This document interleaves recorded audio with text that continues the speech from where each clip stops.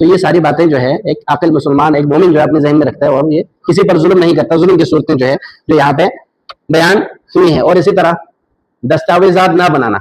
کوئی قرض آپ کو دیتا ہے، کوئی بھی مالی معاملہ آپ سے کرتا ہے، دستاویزات بنانے کے جو ہے وہ مطالبہ کرتا ہے، آپ نہیں بناتے، تو یہ بھی ایک ظلم کی صورت ہے.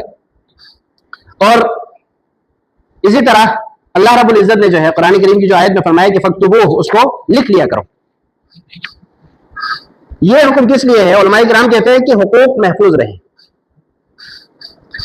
بسا اوقات جو ہے دونوں فریق نیک ہوتے ہیں، مومن ہوتے ہیں، لیکن وقت گزرنے کے ساتھ ساتھ وہ بھول جاتے ہیں. بعض کبھی کبھار جو یہ شاذ و نادر ہوتا ہے کہ کسی سے کچھ لے کے بھول جائے. اسی لیے لکھنے کا حکم دیا. تو جو صحیح اسلام پہ عمل کرنے والے ہیں، اپنا خاص سے خاص دوست ہی کیوں نہ ہو، وہ مالی معاملات کرتے ہوئے لکھ کے رکھتے ہیں. اللہ رب العزت کا حکم ہے، تو اس حکم پر عمل کرتے ہوئے، مالی معاملات کرتے ہوئے وہ لکھتے ہیں. اور اسی طرح دوسرے نمبر پہ کیا ہے؟ یہ حکم کس لیے ہے؟ شیطان جو ہے فساد نہ ڈال سکے. رشتہ داریوں میں جو ہے مالی معاملات میں رشتہ داری کا ٹوٹ جانا، مالی معاملات میں دوستی دشمنی میں بدل جانا، اور اسی طرح دیگر اختلافات جو پیدا ہوتے ہیں، یہ شیطان بیچ میں آ جاتا ہے. اور مالی معاملات کے لیے انسان بھی جو ہے اس میں بھی سختی آ جاتی ہے. کوئی آپ سے کچھ لے کے انکار کر دے، کتنا غصہ ہوں گے آپ. اور غصے میں جو ہے انسان کیا کچھ فیصلے کرتا ہے، پھر وہ نہیں سوچتا. اور تیسرے نمبر پہ عدالتوں کے چکر نہ لگانے پڑے. آپ جو ہے عدالتوں میں جائیں گے، عدالتوں میں جو بندے گئے ہیں، جو جا رہے ہوتے ہیں، جن کو تجربہ ہوتا ہے، وہاں پہ بھی کتنا خرچہ ہوتا ہے، کتنا ٹائم لگتا ہے، یہ وہ سارا کچھ معاملات. کئی جو اپنے ہاں تو ماشاءاللہ ایسے کرائمنل کیس میں جو ہے لوگ گرفتار کیے جاتے ہیں، لوگوں کو پکڑے جاتے ہیں. بندہ بیچارہ جو ہے جیل میں ہی فوت ہو چکا ہوتا ہے، اس کی زندگی ختم ہو گئی. 25 سال 30 سال اخباروں میں ہم جو پڑھتے ہیں، 25 سال بعد جو ہے اس کو معصوم کر دیا، بری کر دیا عدالت نے، رہائی کا حکم دے دیا. کیس ایسے لٹکتے ہیں کہ 20-25 سال بعد اس کی رہائی کا اور اس کی جو ہے برات کا وہ اعلان کرتے ہیں، حکم نامہ صادر کر دیتے ہیں. اب اس حکم نامے کا کیا فائدہ؟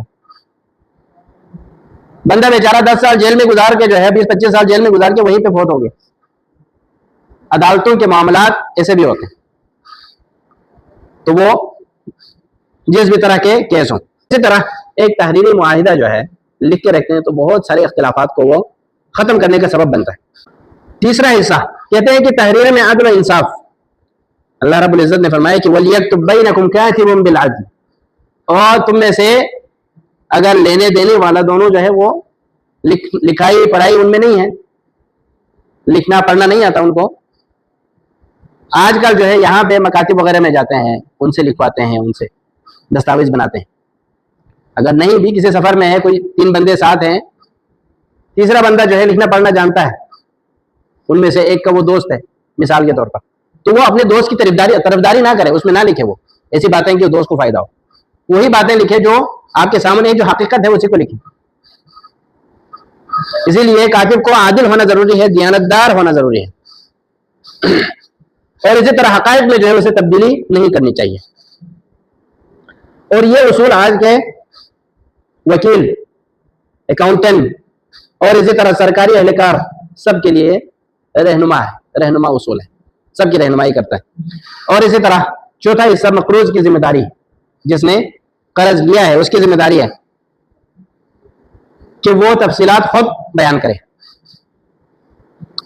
جو بندہ لکھ رہا ہے اس کو باتیں جو بتانی ہے وہ قرض لینے والا جو ہے بتائے. اور آگے فرمایا کہ وَلْيَتَّقِ اللَّهَ رَبَّهُ وَلَا يَبْخَسْ مِنْهُ شَيْئًا، وہ اللہ سے ڈرے اور حق میں کمی بیشی نہ کرے. اور پانچواں حصہ گواہی کی اہمیت، جس گواہی کے بارے میں بتایا گیا کہ گواہ کتنے ہوں، گواہوں کی تعداد.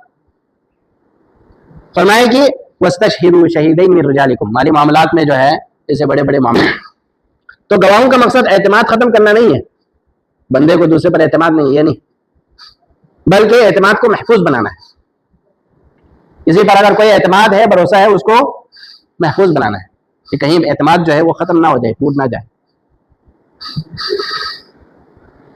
اور آج کل کی جو صورتیں ہیں، معاہدے، رسیدیں، بینک ریکارڈ ہے، الیکٹرانک دستاویزات ہیں، یہ سب جو ہے گواہی اور ثبوت کی چند صورتیں ہو سکتی ہیں. آپ نے کسی کو قرض دیا ہے 1000 ریال بینک کے ذریعے ٹرانسفر کر دیا تھا، اب جو ہے 2-3 سال گزر جاتے ہیں، اس نے آپ کو واپس نہیں دیا، وہ انکار کر دیتا ہے، آپ بطور ثبوت اس کو دکھا دیتے ہیں کہ میں نے اس تاریخ کو فلان تاریخ کو جو ہے میں نے آپ کو پیسے ٹرانسفر کیے تھے، یہ بینک سٹیٹمنٹ ہے۔ اگر اس نے واپس دیے ہوں، قرض کسی سے لیا ہے، اگر آپ واپس دینا چاہتے ہیں، واپسی پہ بھی جو ہے یہی صورت ہے کہ کوئی گواہ رکھ کے واپس دے دو، آپ کیش دے رہے ہیں، نہیں تو آپ جس طرح اس نے آپ کو بینک ٹرانسفر کیا اسی طرح آپ بھی جو ہے واپس ٹرانسفر کر دو۔ اب ہو سکتا ہے اس نے دیا ہے لیکن واپسی جو آئی ہے اسے بینک ٹرانسفر، آپ نے اس کو جو پیسے واپس کیے ہیں اس کو یاد نہ رہا ہو، آپ اپنا ثبوت دکھا سکتے ہیں، پروف دکھا سکتے ہیں، بھائی میں نے آپ کو پیسے واپس کر دیے تھے فلان تاریخ کو، یہ میرے پاس پروف ہے، بینک سٹیٹمنٹ ہے، یا یہ فلان گواہ ہے، میں نے آپ کو فلان جگہ پہ جو ہے کیش دیا تھا۔ تو اس طرح کے مالی معاملات میں جو ہے بہت احتیاط برتنے کی ضرورت ہے۔ اور اسی طرح 7واں حصہ کہتے ہیں کہ موجودہ دور میں آیت دین کی اہمیت،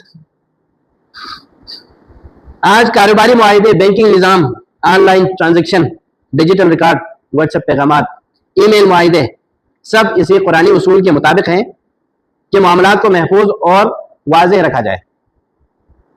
تو یہ علماء اکرام نے جو ہے دین کا مطالعہ کر کے، قرآن و سنت کا مطالعہ کر کے، اس کا دراسہ کر کے ہمارے لیے یہ سہولیات بھی نکال دی کہ یہ ساری چیزیں جو ذکر کی گئی ہیں یہ بھی اس آیت کے جو آیت کا حکم ہے لکھنے کا اس کے ضمن میں آ جاتی ہے۔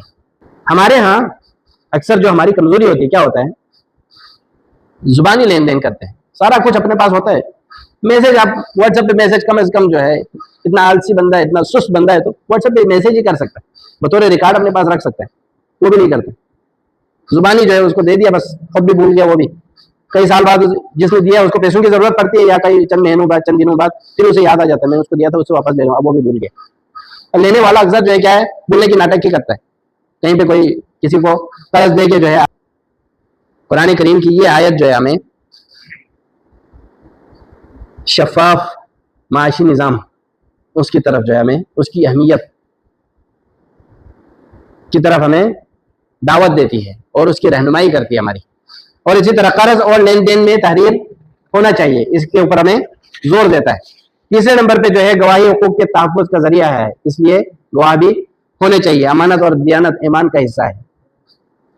اور اسی طرح مالی معاملات میں بے احتیاطی جو ہے وہی اختلافات کا سبب بنتی ہیں، اور بڑے بڑے معاملات پھر بڑی بڑی دشمنیاں جو ہے مول لی جاتی ہیں۔